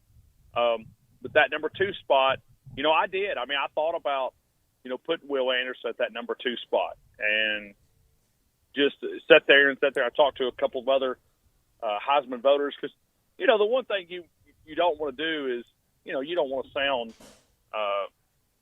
too much like a homer. It was tough enough last year, right? They made it very difficult. You got Alabama. So then you're trying to decide which Alabama guys, had. And I did vote for Devontae Smith. And I think I voted Mac second and Najee third, I think is the way I did last year. So I had Will Anderson at that number 3 spot. Guys, I think just being a finalist is a big achievement for a defensive guy. That's just where I'm at when I look at it. And I think when you look at, if you wanted to do an MVP, which, in sense of a Heisman, where would Alabama be without Bryce Young, and where would Alabama be without Will Anderson? I don't think they'd be sitting here playing for a championship without those two guys. No, True not even. that. Yeah, agreed. Yeah. What do you think of Aiden Hutchinson? We've gotten a lot of people talking about that today. Deserving to be there, but deserving to be second? No. Let me tell you what this was. This was a media created hype, and I feel like that happens a lot up in the Big Ten. I'm not taking away from what Hutchinson did, but I feel like that happens a lot. I feel like they prop a lot of teams up, knowing that they're fool's gold towards the end of the season, that they're more of a pretender than a true contender, and I feel like that's what happened here. This was the media's pick. You got to remember. Let's go back to C.J. Stroud. C.J. Stroud was their media, pick guy. I mean, he was hyped up tons. I mean, remember 3-4 weeks ago, according to the experts out there, he was ahead of Bryce Young when you look at C.J. Stroud. And then Bryce was able to have the second half against Auburn, and then the big game against Georgia, and I think kind of solidified him as the Heisman winner. But when you back up, it's I think a lot of Heisman people, they don't want to be wrong. Like, they want to be able to say, hey, I cast the vote for the guy that won. And I think that's where you see Bryce with the separation. But I think Hutchinson, everybody fell into that trap. I look at the numbers. Numbers are great. But are they better than Will Anderson? No, they're not. They are not better than Will Anderson. Completely agree with you there, Ryan. But Alabama, we'd be remiss if we didn't get your thoughts on the beatdown they put on the Georgia Steel Curtain in the SEC championship game. Georgia, it turns out, they're still a very good football team, but there's just a difference right now in the SEC East and the SEC West. Alabama had to go through the fire, everybody being bowl eligible in that part of the division, the toughest division in all of college football. I think it kind of played itself out because Georgia had not been tested. Now they get to steady themselves, and they're back in the playoff as the 3 seed against number 2 Michigan, in Miami. But Alabama going to the Cotton Bowl against Cincinnati. They're going to have their minds right because Cincinnati, I still think, is a really good football team. But your thoughts on the Alabama 29th SEC title and then the matchup with Cincinnati in the Cotton Bowl?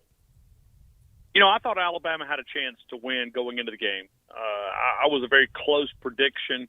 Had Alabama finding a way somehow 24-21, and really I was not very confident in that pick. I thought, man, I'm going to embarrass myself because I thought Georgia just had a really good football team, but I guess they had not been challenged, and Alabama tried to find a way to just dominate that team. And I didn't see that type of performance coming because, the first previous 12 regular season games, they had not showed us that they were capable of that type of performance. I mean, not a consistency. I mean, they played halves or they played a lot of quarters like that.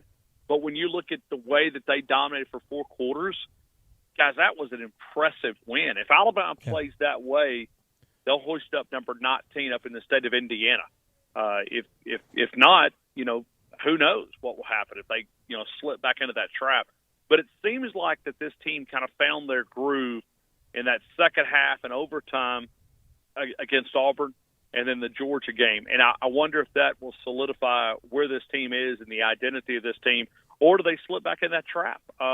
Hopefully they can get a little healthier than what they were going into that game, and that's the other part. And I think Alabama has not reached their ceiling, even though they played Georgia the way, and it was simply because of injuries. But just wow. I mean, you sit there and you watch the game and you're like, is this the real Alabama team? I mean, are they impersonators out there on that offensive line? Look at the way that group performed.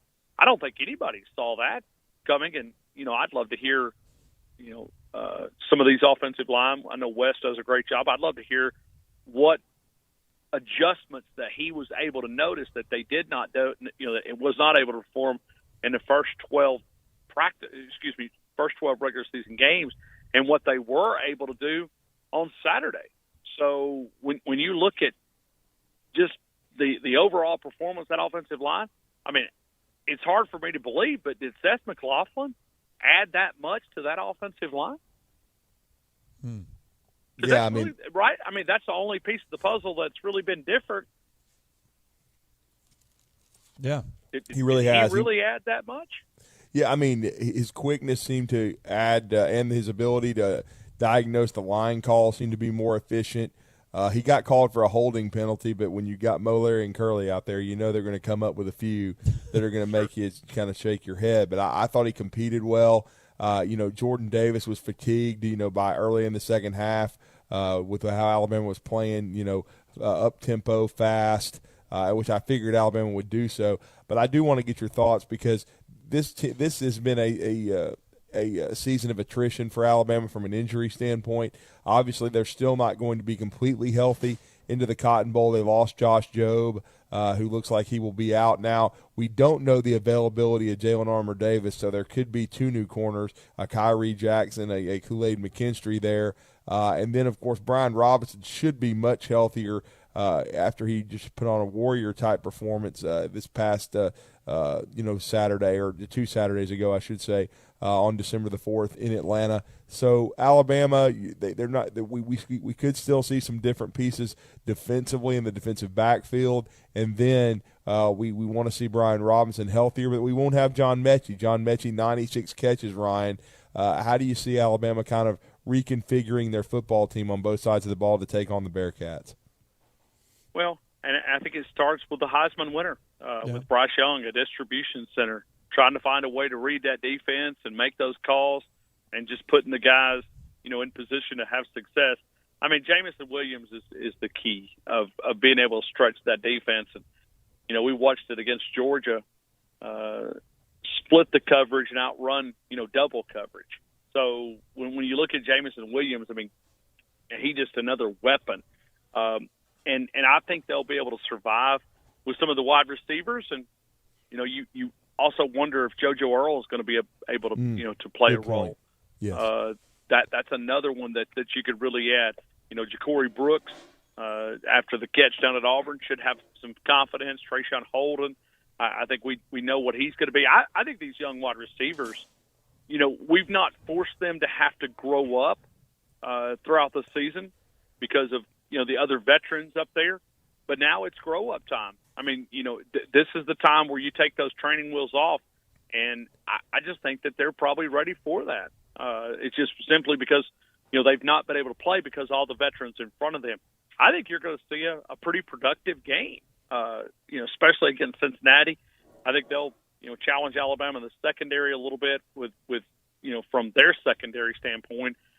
It'll be, some experience that, Alabama will have to but hopefully the biggest thing is just getting those bumps and bruises and just getting back, and finding the debate. If you're Nick Saban, knowing the way that offensive line performed, do you go back with Darian Delcourt? I can't, Ryan. I don't know how you I can. don't think I could either. And that's the debate. I had a friend of mine that played here who told me, he said, that's one of the reasons why at Alabama, he said, you played through injuries because you didn't know that 5-star behind you. Once he got the chance to shine, if he was not better than you were. And so, you have to play through those sometimes to, and Alabama I know takes a beating sometimes, but I think it's really not about what they're requiring. It's just that, those bumps and bruises, you don't want the other guys to play, to lose your starting job. And unfortunately, that may have happened to Darian Delcourt. And Alabama's going to know Tennessee's running game, taking on Jerome Ford again, meeting this Alabama team after he, played for Alabama and transfers. That's a great point, yeah. And where would these guys be at? It seems like every year, every other year, they're short in that backfield. Yeah. Sometimes I wonder if these guys were just a little bit more patient.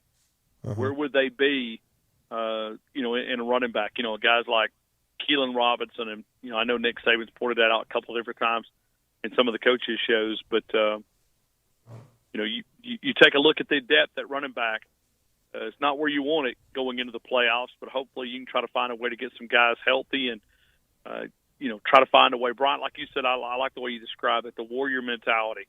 Guys, because I'm telling you, Monday, Tuesday, Wednesday, leading into the Georgia game, Brian Robinson didn't touch a football. Monday, Tuesday, Wednesday. He did limited work on Thursday. But a credit to Jeff Allen, his amazing staff, of getting these guys even a possibility of being able to play. But you look at Brian Robinson, wow. That is something I think that Alabama fans should remember, because it's not just him with a football in his hand. It's what he does with blocking and being able to pick up those blitzes to allow Bryce that extra, nanosecond to be able to, get the ball down the field. They really will. And to close this out, though, I've got to ask you about the energy around Tuscaloosa, and even with your callers with basketball, Alabama with 2 monumental wins. I mean, probably the greatest day in Alabama athletics history, arguably, with the upset over Georgia, because that's what it was. Alabama was an underdog. They were a significant underdog in Seattle against Gonzaga. They win that game. And then what an atmosphere late on Saturday night, Ryan, inside Coleman Coliseum for another big Alabama win over Houston. It was a big one. Think about as you said, the 2 games that this team's been able to do with taking down number 3 Gonzaga, and then what was it, 13-14? Yeah, 14th, for Houston, yeah. So I guess I'm going to try to kick a trash can today. I'm going to try to see what I can do with that. I'm going to walk in, kick it across the room. But anyway, no, it was wow. Nate Oates is building something special here. And, unlike the other guys that were just, Avery Johnson, I thought, had a really good personality, just never, materialized on the court. But then I guess anybody that's ever talked to me knows my feelings about Anthony Grant. I just thought, his personality, seems to be, he's been able to adjust and have success, good for him. But you look at Nate Oates, just something about him connects with this community. And I think it really starts with his personality. You can see why he's successful in the living room. But Alabama, wow. you just shake your head. Another big win. And, this non-conference schedule that they had scheduled going into, I guess, to open up play Tennessee in the SEC, I think is their first game. So a couple of more of these non-conference schedules, a non-conference schedule that we thought, was just going to be hard to navigate. Look at it. They've been able to navigate it. And they're going to be going into SEC play, setting pretty nice. And look at their strength of schedule and where it is. Yeah, it's awesome, no doubt. Well, have a great show from 2 to 6. It's going to be a fun one, celebrating a Heisman Trophy winner and that big win over Houston in basketball. And, of course, continuing to prepare everyone for that Cotton Bowl college football playoff berth. But, Ryan, we always appreciate you coming back on in North Alabama, and have a great show on the game later today. Hey, thank you, guys. Good to talk with you, Scott and Drew. You guys have a great morning. Thank you. All right. Thanks. Ryan Fowler joining us from Tuscaloosa. All right, let's get our final break in. When we come back and open up the phone lines to you, 256-576-4977. You're listening to Talkin Ball on 97.7 ESPN, The Zone.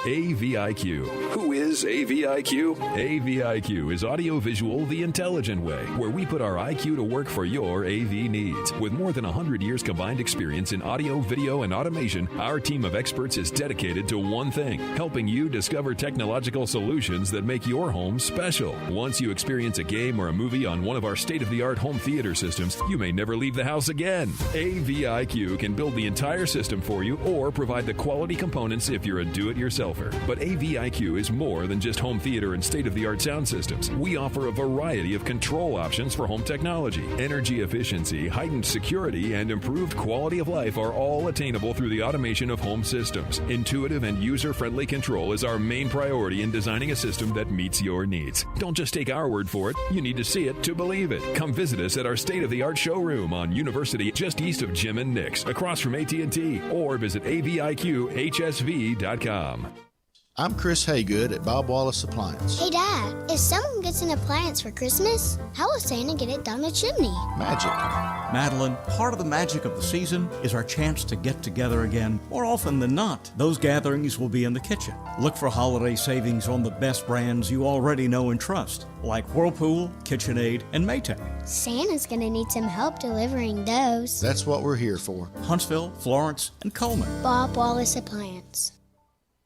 SportsMed is the official team physicians of the Rocket City Trash Pandas. And if the pros trust SportsMed, you can too.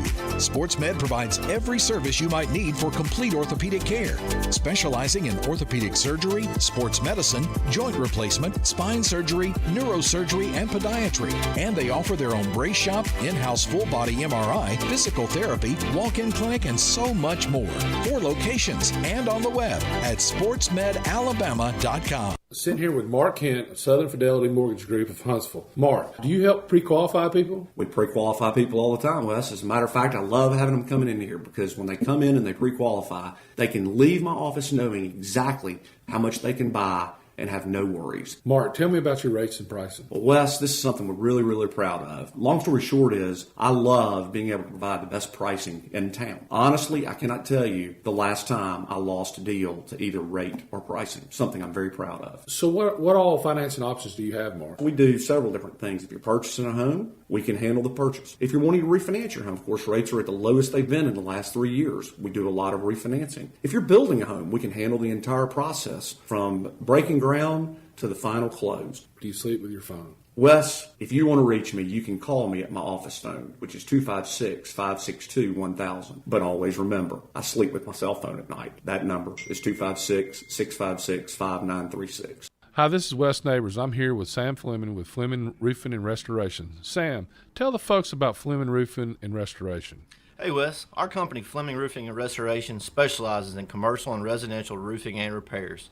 I'm a 5th generation Huntsvillian, and our family's been doing construction business in Huntsville area since 1965. Sam, what kind of roofs does Fleming Roofing and Restoration do? Our guys are skilled enough. We can come out and address any kind of leaks or issues you might have on your commercial, on your metal roofing, on your shingles. We can do anything, and we can offer you a solution to repair it or we can replace it. Well, you guys also do insurance restoration. Our staff has 10 plus years of experience as insurance adjusters, and we really do know the inside and out of the claims process at Fleming Roofing and Restoration. Check out Fleming Roofing and Restoration online at FlemingHSV.com, or you can call or text them at 256-651-9440. Hey Wes, we show up. They didn't find that accident on Pulaski Pike at Grimwood. They had that one reported as an injury type. Southbound on the Parkway at Drake should be moved out of the way, and haven't had an update on that scene on Oscar Patterson between Winchester and Butler. Had a report of 2 pedestrians hit by a vehicle there. Don't forget the bridge beam work northbound Research Park at Old Madison Pike. Expect 1-lane traffic throughout the day. 2030 Fast Track can make your clothes fall off. Allison lost 100 pounds in 7 months on the plan. A free quiz will tell you if the program can work for you. 2030huntsville.com. Captain Nick in the 72 and Jeff Popeye's Skywatch Traffic Center. This segment of Talkin Ball is brought to you by University Kia, the #1 volume Kia dealer in the state of Alabama. Located online at universitykia.com.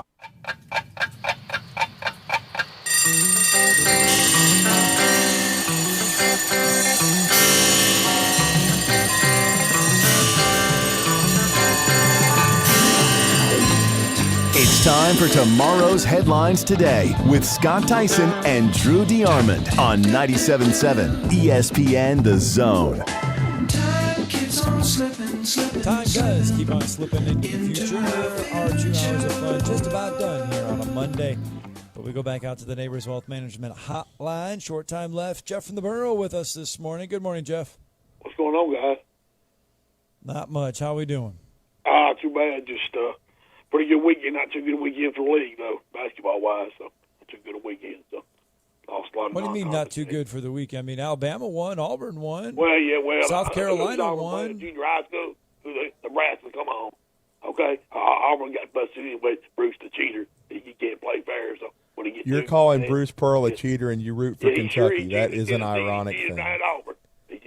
I thought it was a good weekend for the league. Alabama I thought it beat did Houston too. I mean, I final can't help it that Kentucky threw up all over themselves and lost to Notre Dame. Been too involved 3-point range, so I mean, they're 6-2 right now, so or 7-2, whatever it is. So they play Ohio State Saturday. So I mean, yeah, Alabama got a good win. I give them credit for that, but Auburn didn't play nobody. Nebraska, come on. I mean, but they did exactly what they were supposed to do. They won big. How about Ole Miss getting pounded by Western? Getting pounded by 25. So that's not a good win. Good to see. Look at it, getting pounded. Okay, so I mean, it wasn't a good. I mean, Alabama and Auburn won yet. So what? I mean, they won, but but the rest of the league didn't do too good. So I mean, I don't know what And also, Drew, quit crying about the football players. Y'all got all them 5 stars. Put somebody out there. All these injuries. Come on, deal with it. You'll be all right. Just get out there and play Cincinnati. Y'all going to beat them 80-0 anyway. You think Cincinnati's a small little high school. So y'all get out there and put some players out. Don't cry for me, Alabama.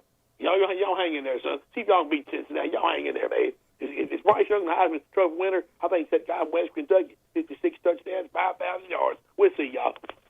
Well, maybe you'll win a basketball game eventually, Jeff, over a team that has a winning record, bro. Jeez. You know what I'm saying? Oh, boy. Gotta love Jeff in the Borough. I mean, look, I get it. Florida lost. I mean, I guess Kentucky and Florida have something in common. Both of them lost to unranked teams over the weekend. So, there you go. Other than that, a positive headline. There is a positive headline to get into.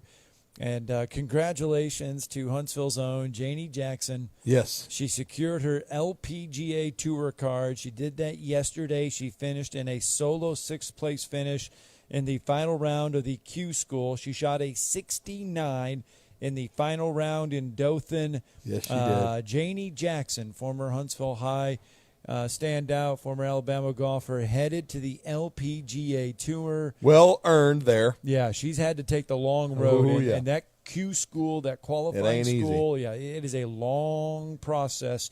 But Janie Jackson officially a member of the LPGA Tour. So congratulations to her. A rough weekend of basketball in high school at the Alabama-Georgia crossover. Georgia getting a 6-game sweep, but there was most of the games were close. 4 of them were within 6 to 8 points. So, but some outstanding talent over there. But a great matchup tonight. Section and Westminster at Section. That's going to be 2 ranked teams facing off against each other at 7:30. So, looking forward to some more great high school action. And we thank Vince Ferrard and Ryan Fowler and all our callers. Yep. Thank Bill Penny Toyota as well. Gracious host on a Monday. We'll be back in studio tomorrow on a Tuesday. Don't forget UAH basketball right here, 97.7 ESPN The Zone coming up this evening. Make sure you download the app so you can hear it on Zone 2 UAH Women. Tip off at 5:30.